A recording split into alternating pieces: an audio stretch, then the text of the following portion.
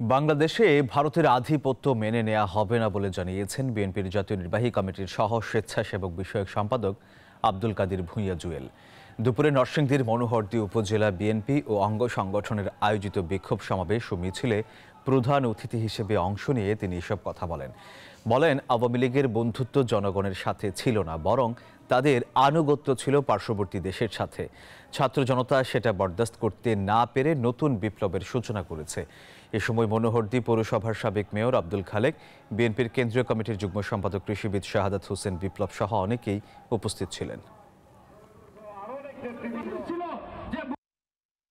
বন্ধুত্ব বাংলাদেশের জনগণের সাথে নয়, বাংলাদেশের মানুষের সাথে নয়, তাদের আনুগত্য পার্শ্ববর্তী দেশের সাথে। বিদেশের মাটিতে বসে বাংলাদেশের বিরুদ্ধে ষড়যন্ত্র করছে, বাংলাদেশের স্বাধীনতা সার্বভৌমত্ব বাংলাদেশের মানুষের বিরুদ্ধে ষড়যন্ত্র করছে। যে ঘুড়ির নাটায় পার্শ্ববর্তী দেশে থাকবে সেই ঘুড়িকে আমরা বাংলার আকাশে আর কখনো উঠতে দিতে পারি না বন্ধুরা।